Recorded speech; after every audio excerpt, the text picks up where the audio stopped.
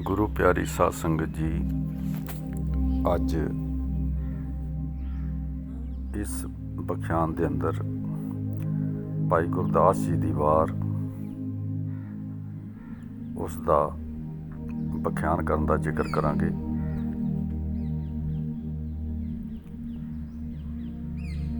ਭਗਵਾਨ ਸ਼੍ਰੀ ਕ੍ਰਿਸ਼ਨ ਬਾਰੇ ਭਾਈ ਗੁਰਦਾਸ ਜੀ ਨੇ ਉਹਨਾਂ ਦੇ ਮਿੱਤਰ ਸੁਦਾਮਾ ਜੀ ਬਾਰੇ ਜੋ ਕੁਛ ਜ਼ਿਕਰ ਕੀਤਾ ਹੈ, ਇਸ ਵਾਰ ਦੇ ਅੰਦਰ ਆਓ ਸਾਰੇ ਜਾਣੇ ਰਲ ਕੇ ਸਾਂਝੀ ਕਰਦੇ ਹਾਂ। ਬਿਪ ਸੁਦਾਮਾ ਦਾਲਦੀ ਬਾਲ ਸਖਾਈ ਮਿੱਤਰ ਸਦਾਈ, ਲਾਗੂ ਹੋਈ ਬਾਹਮਣੀ ਮਿਲ ਜਗਦੀਸ਼ ਦਲਿੱਦਰ ਗਵਾਏ। ਚੱਲਿਆ ਗਣਦਾ ਗੱਡੀਆਂ ਕਿਉਂ ਕਰ ਜਾਈਏ ਕੌਣ ਮਿਲਾਏ, ਬਹੁਤਾ ਨਗਰ ਦੁਆਰਕਾ ਸਿੰਘ ਦੁਆਰ ਖਲੋਤਾ ਜਾਏ। ਦੂਰੋਂ ਦੇਖ ਡੰਡੌਤ ਕਰ ਛੱਡ ਸੰਗਾਸਣ ਹਰਜੀ ਆਈ, ਪਹਿਲੇ ਲੈ ਪ੍ਰਦਖਣਾ ਪੈਰੀਂ ਪੈ ਕੇ ਲੈ ਗੱਲ ਆਈ। ਚਰਨ ਉਦਕ ਦੇ ਲੈ ਪੈਰ ਧੋਏ ਸਿੰਘਾਸਣ ਉੱਪਰ ਬਿਠਾਏ, ਲੈ ਕੇ ਤੰਦਲ ਚੱਬਿਆਨ ਚਾਰ ਪਦਾਰਥ ਸੁਕੁਚ ਪਠਾਏ। ਚਾਰ ਪਦਾਰਥ ਸੁਕੁਚ ਪਠਾਏ। ਪੁੱਛੇ ਕੁਸ਼ਲ ਪਿਆਰ ਕਰ ਗੁਰ ਸੇਵਾ ਦੀ ਕਥਾ ਸੁਣਾਈ, ਲੈ ਕੇ ਤੰਦਲ ਚੱਬਿਆਨ ਵਿਦਾ ਕਰੇ ਅੱਗੇ ਪਹੁੰਚਾਈ। ਚਾਰ ਪਦਾਰਥ ਸੁਕੁਚ ਪਠਾਏ, ਚਾਰ ਪਦਾਰਥ ਸੁਕੁਚ ਪਠਾਏ। ਇਸ ਵਾਰ ਦੇ ਅੰਦਰ ਸੁਦਾਮੇ ਦਾ ਜ਼ਿਕਰ ਕੀਤਾ ਹੈ ਕਿ ਭਗਵਾਨ ਕ੍ਰਿਸ਼ਨ ਨੂੰ ਕਿਸ ਤਰ੍ਹਾਂ ਉਹ ਮਿਲਣ ਗਿਆ। ਭਾਈ ਗੁਰਦਾਸ ਜੀ ਆਖਦੇ ਹਨ, ਬਿਪ ਸੁਦਾਮਾ ਦਾਲ ਦੀ ਪਾਲ ਸਿਖਾਈ ਮਿੱਤਰ ਸਦਾਈ। ਬਿਪਰ ਬ੍ਰਾਹਮਣ ਨੂੰ ਆਖਦੇ ਹਨ, ਦਾਲ ਦੀ ਦਲਿੱਦਰ ਨੂੰ ਆਖਦੇ ਹਨ। ਪਾਲ ਸਖਾਈ ਬਾਲ ਰੂਪ ਦੇ ਵਿੱਚ, ਸਖਾ ਰੂਪ ਦੇ ਵਿੱਚ ਜਿਸ ਸੁਦਾਮੇ ਨੇ ਭਗਵਾਨ ਕ੍ਰਿਸ਼ਨ ਦਾ ਆਪਸ ਵਿੱਚ ਦੋਸਤੀ ਰੂਪ ਦੇ ਵਿੱਚ ਸਾਥ ਨਿਭਾਇਆ। ਇੱਕੋ ਕਲਾਸ ਦੇ ਵਿੱਚ ਕਹਿ ਲਓ, ਇੱਕੋ ਕਕਸ਼ਾ ਦੇ ਵਿੱਚ ਕਹਿ ਲਓ, ਗੁਰੂ ਸੰਦੀਪਨ ਮੁਨੀ ਦੇ ਕੋਲ ਰਹਿ ਕੇ ਵਿੱਦਿਆ ਪ੍ਰਾਪਤ ਕੀਤੀ। ਤੇ ਉਸ ਚੀਜ਼ ਦਾ ਭਾਈ ਗੁਰਦਾਸ ਜੀ ਜ਼ਿਕਰ ਕਰਦੇ ਹਨ। ਬਿਪ ਸੁਦਾਮਾ ਦਾਲ ਦੀ ਬਾਲ ਸਿਖਾਈ ਮਿੱਤਰ ਸਦਾਈ। ਬਿਪਰ ਜਿਹੜਾ ਸੁਦਾਮਾ ਦਲਿੱਦਰੀ ਸੀ, ਗਰੀਬ ਸੀ, ਬਾਲ ਰੂਪ ਦੇ ਵਿੱਚ ਸਖਾ ਰੂਪ ਸੀਗੇ ਦੋਨੇ ਜਾਣੇ, ਭਗਵਾਨ ਕ੍ਰਿਸ਼ਨ ਤੇ ਸੁਦਾਮਾ। ਮਿੱਤਰ ਸਦਾਈ ਲਾਗੂ ਹੋਈ ਬਾਹਮਣੀ ਮਿਲ ਜਗਦੀਸ਼ ਦਲਿੱਦਰ ਗਾਏ। ਇੰਨੀ ਗਰੀਬੀ ਪੈ ਗਈ ਕਿ ਸੁਦਾਮੇ ਦੀ ਘਰ ਵਾਲੀ ਇੱਕ ਦਿਨ ਦੁਖੀ ਹੋ ਕੇ ਕਹਿਣ ਲੱਗੀ ਕਿ ਤੇਰਾ ਮਿੱਤਰ ਜਿਹੜਾ ਐਡਾ ਵੱਡਾ ਰਾਜਾ ਹੈ, ਤੂੰ ਉਸ ਦੇ ਕੋਲੋਂ ਜਾ ਕੇ ਕੁਛ ਮੰਗ ਲੈ, ਸਾਡੀ ਗਰੀਬੀ ਦੂਰ ਹੋ ਜਾਵੇ। ਸੁਦਾਮਾ ਵੀ ਉਸ ਦਿਨ ਬੜਾ ਦੁਖੀ ਹੋਇਆ। ਨਿਆਣੇ ਭੁੱਖੇ ਸਨ, ਬੱਚੇ ਭੁੱਖੇ ਸਨ, ਤੇ ਘਰੋਂ ਦੁਖੀ ਹੋ ਕੇ ਜਦੋਂ ਜਾਣ ਲੱਗਾ ਤੇ ਸੋਚਦਾ ਹੈ ਕਿ ਮੈਂ ਕੁਛ ਲੈ ਕੇ ਵੀ ਨਹੀਂ ਜਾ ਸਕਦਾ, ਘਰ ਦੇ ਵਿੱਚ ਹੈ ਵੀ ਨਹੀਂ ਕੁਛ ਵੀ। ਗੁਆਂਢ ਦੇ ਵਿੱਚੋਂ ਉਸ ਦੇ ਘਰ ਵਾਲੀ ਚੌਲ ਮੰਗ ਕੇ, ਤੰਦਲ ਚੌਲਾਂ ਨੂੰ ਕਹਿੰਦੇ ਆ, ਚੌਲ ਮੰਗ ਕੇ ਲਿਆਈ ਤੇ ਚੌਲ ਗਠੜੀ ਦੇ ਵਿੱਚ ਬੰਨ੍ਹ ਕੇ ਸੁਦਾਮੇ ਨੂੰ ਦੇ ਦਿੱਤੇ ਕਿ ਇਹ ਲੈ ਜਾ ਕੇ ਉਹਨਾਂ ਦੀ ਭੇਟ ਕਰ ਦਵੀਂ ਆਪਣੇ ਮਿੱਤਰ ਦੀ ਮੇਰੇ ਵੱਲੋਂ। ਤਾਂ ਉੱਥੋਂ ਉਹਨਾਂ ਦੀਆਂ ਬਖਸ਼ਾਂ ਲੈ ਕੇ ਆ। ਲਾਗੂ ਹੋਈ ਬਾਹਮਣੀ ਮਿਲ ਜਗਦੀਸ਼ ਦਲਿੱਦਰ ਗਵਾਏ। ਚੱਲਿਆ ਗਣਦਾ ਗੱਡੀਆਂ ਕਿਉਂ ਕਰ ਜਾਈਏ ਕੌਣ ਮਿਲਾਏ। ਰਾਹ ਦੇ ਵਿੱਚ ਗਿਣਦਾ ਜਾਂਦਾ, ਫਿਰ ਮੈਨੂੰ ਕੌਣ ਮਿਲਾਊਗਾ, ਉਹ ਐਡਾ ਵੱਡਾ ਰਾਜਾ ਹੈ, ਮੈਨੂੰ ਕਿਸੇ ਨੇ ਮਿਲਣ ਨਹੀਂ ਦੇਣਾ। ਸਿੰਘ ਦੁਆਰ ਖਲੋਤਾ ਜਾਏ।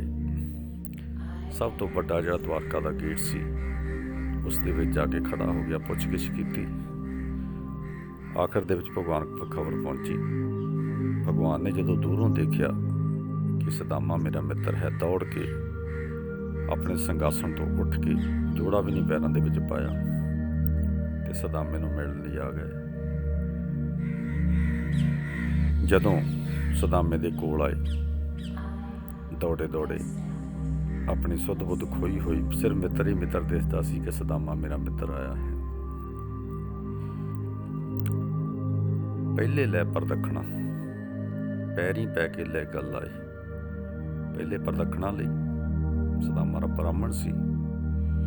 ਭਗਵਾਨ ਨੇ ਉਹਨਾਂ ਦੇ ਪੈਰਾਂ ਦੇ ਉੱਤੇ ਸਪਰਸ਼ ਕੀਤਾ, ਮੱਥਾ ਟੇਕਿਆ, ਪੈਰੀਂ ਪੈ ਕੇ ਲੈ ਗੱਲ ਆਏ ਤੇ ਉਸ ਦਲਿਦਰੀ ਬ੍ਰਾਹਮਣ ਨੂੰ ਆਪਣੇ ਸਖਾ ਨੂੰ ਆਪਣੀ ਛਾਤੀ ਦੇ ਨਾਲ ਲਾ ਲਿਆ ਤੇ ਲੈ ਕੇ ਆਪਣੇ ਰਾਜ ਮਹਿਲ ਦੇ ਅੰਦਰ ਚਲੇ ਗਏ।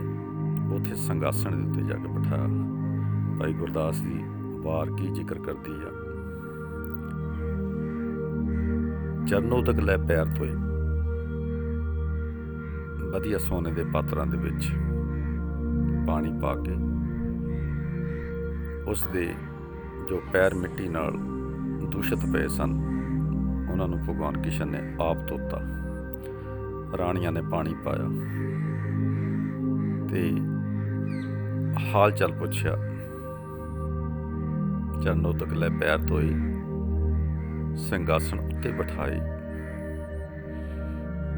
ਪੁੱਛੇ ਕੁਸ਼ਲ ਪਿਆਰ ਕਰ। ਕੁਸ਼ਲ ਪੁੱਛਦੇ ਹਨ ਭਗਵਾਨ ਕਿ ਸਦਾਮਾ ਸੁਣਾ, ਕੋਈ ਗੱਲ ਸੁਣਾ। ਗੁਰਸੇਵਾ ਦੀ ਕਥਾ ਸੁਣਾਏ। ਗੁਰੂ ਦੇ ਕੋਲ ਰਹਿ ਕੇ ਕਿੱਦਿਆਂ ਵਿੱਦਿਆ ਪੜ੍ਹੀ, ਕਿਹੜੇ ਕਿਹੜੇ ਖੇਡ ਖੇਡੇ, ਉਹਦੀ ਮੁੜ ਕੇ ਕਥਾ ਸੁਣਾ, ਮੇਰਾ ਸੁਣਨ ਨੂੰ ਮਨ ਕਰਦਾ। ਗੁਰਸੇਵਾ ਦੀ ਕਥਾ ਸੁਣਾਈ।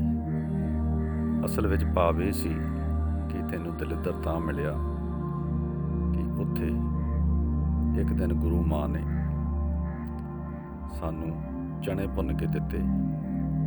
ਜੰਗਲ ਦੇ ਵਿੱਚ ਲੱਕੜੀਆਂ ਕੱਟਣ ਗਏ, ਉੱਥੇ ਬਾਰਿਸ਼ ਅੰਧੇਰੀ ਇੰਨੀ ਆਈ ਕਿ ਰਾਤ ਉੱਥੇ ਹੀ ਕੱਟਣੀ ਪੈ ਗਈ। ਘਰ ਤੱਕ ਆਉਣ ਦਾ ਸਮਾਂ ਨਹੀਂ ਮਿਲਿਆ ਗੁਰੂਕੁਲ ਦੇ ਵਿੱਚ। ਉਹ ਜਿਹੜੇ ਛੋਲੇ ਦਿੱਤੇ ਹੋਏ ਸਨ ਉਹ ਸਦਾਮੇ ਨੇ ਇਕੱਲੇ ਨੇ ਖਾ ਲਏ, ਭਗਵਾਨ ਨੂੰ ਨਹੀਂ ਦਿੱਤੇ। ਇਸ ਕਰਕੇ ਉਸ ਦੇ ਉੱਤੇ ਦਲਿੱਦਰ ਪੈ ਗਿਆ ਕਿ ਭਗਵਾਨ ਨਾਲ ਹੇਰਾਫੇਰੀ ਕੀਤੀ। ਤੇ ਪਰ ਪਿਆਰ ਬਹੁਤ ਸੀ। ਸਦਾਮੇ ਨੂੰ ਪੁੱਛਦੇ ਹਨ ਕਿ ਤੇਰੇ ਮੂੰਹ ਦੇ ਵਿੱਚ ਕੁਛ ਕਰ ਕਰ ਦੀ ਆਵਾਜ਼ ਆ ਰਹੀ ਹੈ, ਹਨੇਰਾ ਸੀ। ਤੇ ਸਦਾਮਾ ਆਖਦਾ ਕਿ ਠੰਡ ਬਹੁਤ ਹੈ, ਮੇਰੇ ਦੰਦ ਵੱਜਦੇ ਹਨ, ਇਸ ਕਰਕੇ ਆਵਾਜ਼ ਆ ਰਹੀ ਹੈ। ਭਗਵਾਨ ਥੋੜ੍ਹਾ ਜਿਹਾ ਮੁਸਕਰਾ ਕੇ ਚੁੱਪ ਕਰ ਗਏ। ਉੱਥੋਂ ਹੀ ਸਦਾਮੇ ਨੂੰ ਦਲਿੱਦਰਤਾ ਮਿਲੀ। ਲੈ ਕੇ ਤੰਦਲ ਚੱਬਿਅਨ, ਵਿਦਾ ਕਰੇ ਅੱਗੇ ਪਹੁੰਚਾਏ। ਜਿਹੜੇ ਸਦਾਮੇ ਦੇ ਘਰ ਵਾਲੀ ਨੇ ਤੰਦਲ ਚੌਲ ਦਿੱਤੇ ਸੀ ਤੇ ਉਹ ਲੈ ਕੇ ਚੱਬੇ ਤੇ ਤਿੰਨੇ ਲੋਕਾਂ ਦੀ ਜਿਹੜੀ ਮਾਇਆ ਉਹ ਦੇ ਦਿੱਤੀ ਸਦਾਮੇ ਨੂੰ। ਉਸ ਦੇ ਮਹਿਲ ਬਣ ਗਏ। ਜਿੱਥੇ ਉਹ ਛੱਪਰ ਸੀ, ਕੁੱਲੀ ਸੀ, ਉੱਥੇ ਮਹਿਲ ਬਣ ਗਏ। ਤੇ ਕੁਝ ਸਮਾਂ ਸਦਾਮੇ ਨੂੰ ਉੱਥੇ ਰੱਖ ਕੇ ਜਦੋਂ ਸਦਾਮਾ ਕਹਿੰਦਾ ਕਿ ਮੈਨੂੰ ਛੁੱਟੀ ਦਿਓ, ਮੈਂ ਜਾਣਾ ਹੈ ਹੁਣ, ਤੇ ਵਿਦਾ ਕਰੇ ਅੱਗੇ ਪਹੁੰਚਾਏ। ਵਿਦਾ ਕੀਤਾ ਤੇ ਪਹਿਲਾਂ ਤੋਂ ਹੀ ਉੱਥੇ ਚਾਰ ਪਦਾਰਥ ਸਾਰਾ ਕੁਛ ਪਹੁੰਚਾ ਦਿੱਤਾ ਸੀ ਭਗਵਾਨ ਨੇ। ਉੱਥੇ ਮਹਿਲ ਬਣੇ ਹੋਏ ਸਨ। ਜਦ ਆ ਕੇ ਦੇਖਦਾ ਹੈ ਸਦਾਮਾ ਤੇ ਉੱਥੇ ਨਾ ਛਪਰੀ ਹੈ, ਨਾ ਕੋਈ ਗਰੀਬੀ ਹੈ। ਉਸ ਦੀ ਜੋ ਘਰਵਾਲੀ ਹੈ ਉਹ ਕਈ ਮੰਜ਼ਲੇ ਮਕਾਨ ਦੇ ਵਿੱਚ ਮਹਿਲ ਦੇ ਵਿੱਚ ਰਹਿ ਰਹੀ ਹੈ। ਦੇਖ ਕੇ ਪਛਾਣ ਨਹੀਂ ਹੋਇਆ ਤੇ ਉਸਨੇ ਆਵਾਜ਼ ਮਾਰੀ ਕਿ ਸਵਾਮੀ ਜੀ ਅੰਦਰ ਆ ਜਾਓ, ਇਹ ਸਾਡਾ ਮਹਿਲ ਹੈ। ਭਗਵਾਨ ਨੇ ਆਪਣੇ ਬੰਦੇ ਭੇਜੇ ਸੀ, ਕਾਰੀਗਰ, ਉਹ ਬਣਾ ਗਏ।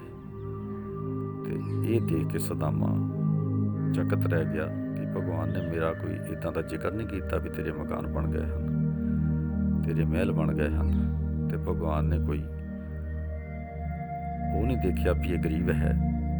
ਜਿਸ ਤਰ੍ਹਾਂ ਦੇ ਆਪਣੇ ਮਹਿਲ ਸਨ ਉਸੇ ਤਰ੍ਹਾਂ ਦੇ ਮਹਿਲ ਬਣਾ ਕੇ ਦਿੱਤੇ ਸਦਾਮੇ ਨੂੰ। ਇਹ ਬਾਰ ਭਾਈ ਗੁਰਦਾਸ ਜੀ ਨੇ ਇਸ ਦੇ ਵਿੱਚ ਮਿੱਤਰਤਾ ਦਾ ਜ਼ਿਕਰ ਕੀਤਾ ਹੈ ਕਿ ਜੇ ਕੋਈ ਇੱਕ ਗਰੀਬ ਹੋਵੇ ਜਾਂ ਅਮੀਰ ਹੋਵੇ, ਮਿੱਤਰਾਂ ਵਿੱਚ ਗਰੀਬੀ ਤੇ ਅਮੀਰੀ ਦਾ ਕੋਈ ਫਰਕ ਨਹੀਂ ਹੋਣਾ ਚਾਹੀਦਾ, ਬਰਾਬਰ ਹੁੰਦੇ ਹਨ। ਜੇ ਕਿਸੇ ਕੋਲ ਕੋਈ ਵੱਧ ਪਦਾਰਥ ਹਨ ਤਾਂ ਆਪਣੇ ਮਿੱਤਰ ਗਰੀਬ ਦੀ ਰਕਸ਼ਾ ਕਰੇ, ਉਸ ਨੂੰ ਦਵੇ ਤਾਂ ਉਸ ਦਾ ਵੀ ਕਾਰਜ ਸੌਰ ਜਾਵੇ। ਸੋ ਇਹ ਸਾਨੂੰ ਸਾਰੇ ਸੰਸਾਰ ਨੂੰ ਸਿੱਖਿਆ ਭਾਈ ਗੁਰਦਾਸ ਜੀ ਨੇ ਇਸ ਬਾਤ ਦੁਆਰਾ ਦਿੱਤੀ ਹੈ। ਵਾਹਿਗੁਰੂ ਜੀ ਕਾ ਖਾਲਸਾ, ਵਾਹਿਗੁਰੂ ਜੀ ਕੀ ਫਤਿਹ।